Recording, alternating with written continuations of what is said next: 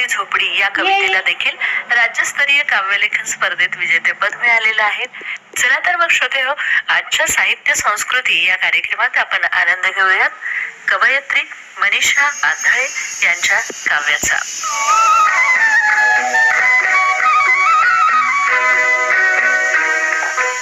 नमस्कार श्रोते हो, आज मी माझ्या कविता सादर करत आहे.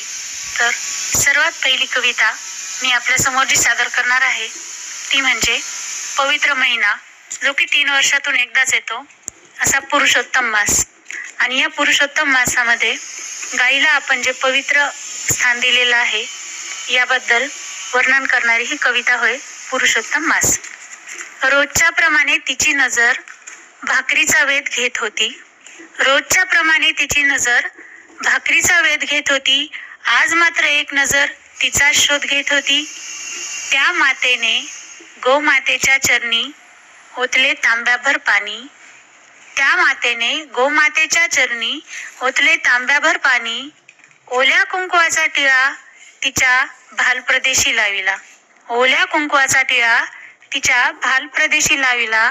गरम गरम पुरुषोत्तमाचा तिला भरविला घास. गरम गरम पुरुषोत्तमाचा तिला भरविला घास. गाईलाच समजत नव्हते हे वास्तव की भास. मातेने गोमातेचा मग चरण स्पर्श केला. मातेने गोमातेचा मग चरण स्पर्श केला. गोमातेने तृप्त होऊन मातेला आशीर्वाद दिला.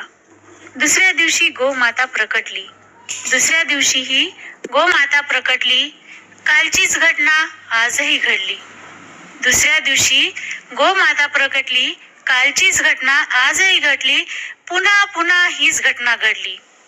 रोज रोज पुरुषोत्तम खाऊन गोमाता होत होती प्रसन्न. रोज रोज पुरुषोत्तम खाऊन गोमाता होत होती प्रसन्न. अन माताही होत होती धन्य. पण आता मात्र गोमाता कासावीस झाली. आता मात्र गोमाता कासावीस झाली.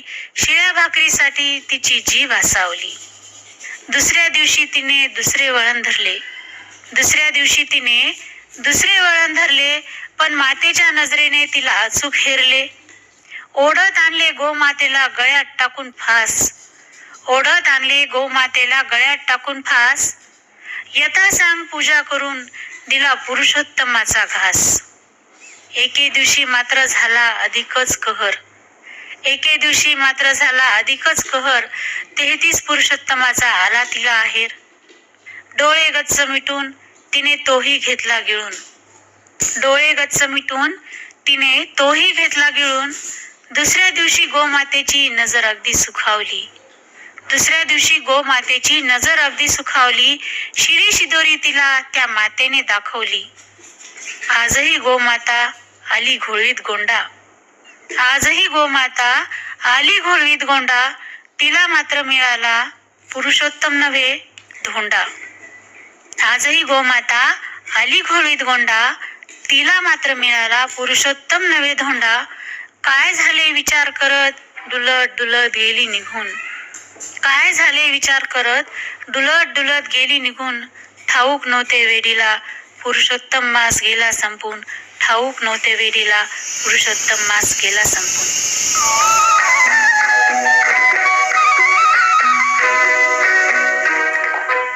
यानंतरची पुढील जी माझी कविता आहे ती आहे अंधारी वाट.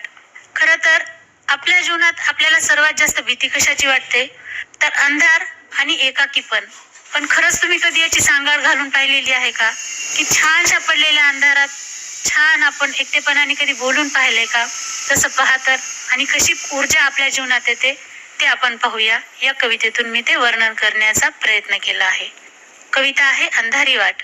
एकटेच अंधाराशी बोललायत का कधी? एकटेच अंधाराशी बोललायत का कधी? अंधारलेल्या वाटेवरून चाललायत का कधी? एकटेच अंधाराशी बोललायत का कधी? अंधाऱ्या वाटेवरून चाललायत का कधी? अंधाऱ्या वाटेवर ठाऊक नाही कसे.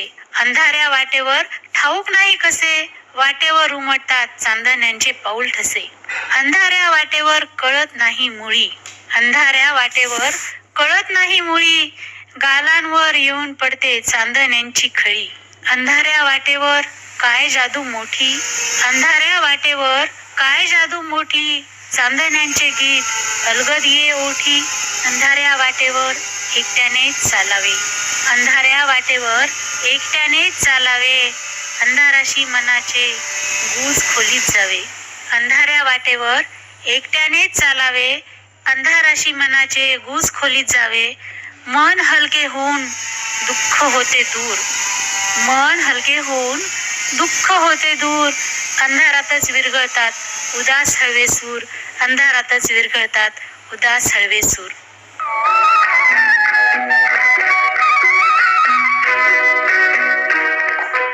यानंतर जी कविता आहे माझी ती देखील अशीच अंधाराशी पण अंधारातही प्रकाश देणाऱ्या तारकांशी रिलेटेड आहे.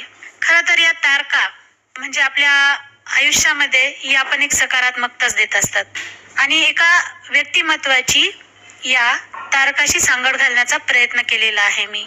हे एक सुंदर असं व्यक्तिमत्व आपल्या आयुष्यात येतं.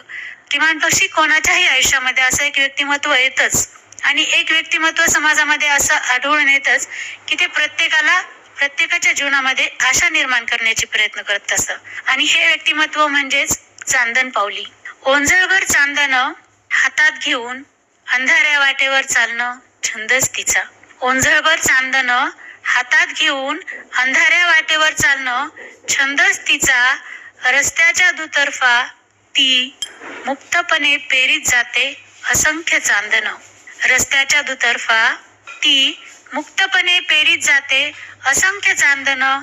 त्या चांदणवेलीला मग लागतात असंख्य अगणित चांदण फुलं. त्या चांदणवेलीला मग लागतात असंख्य अगणित चांदण फुलं चमचमणारी. उजळून टाकतात ती साऱ्या अंधारलेल्या वाटा. उजळून टाकतात ती साऱ्या अंधारलेल्या वाटा. ती मात्र थांबत नाही तिथे. ती मात्र थांबत नाही तिथे. घुटमळत नाही तिचे पाऊल फेर धरून फिरणाऱ्या चांदण फुलांमध्ये. ती मात्र थांबत नाही तिथे. घुटमळत नाही तिचे पाऊल फेर धरून फिरणाऱ्या चांदण फुलांमध्ये. तिला फक्त दिसते अंधारलेली वाट. तिला फक्त दिसते अंधारलेली वाट. असंख्यरित्या ओंजळी पाहतात तिची वाट. तिला फक्त दिसते अंधारलेली वाट. असंख्यरित्या ओंजळी पाहतात तिची वाट नजरेत आशा भरून. ती मात्र दिलेल्या चांदण्यांचा हिशेब ठेवत नाही. ती मात्र दिलेल्या चांदण्यांचा हिशेब ठेवत नाही. मागावून येणारी उजळलेली वाट हीच तिच्या यशाची पावती. ती मात्र दिलेल्या चांदण्यांचा हिशेब ठेवत नाही. मागावून येणारी उजळलेली वाट हीच तिच्या यशाची पावती. अन तिची ओंजळही कधी होत नाही रीती. मावळत नाही तिच्या गालावरचे हसू. मावळत नाही तिच्या गालावरचे हसू. ओसरत नाही तिच्या नजरेतील ओझ. मावळत नाही तिच्या गालावरचे हसू. ओसरत नाही तिच्या नजरेतील ओझ. तिच्या मागावून येणारा प्रकाश पुरवतो तिला अखंड चैतन्याचा स्रोत. तिच्या मागावून येणारा प्रकाश पुरवतो तिला अखंड चैतन्याचा स्रोत.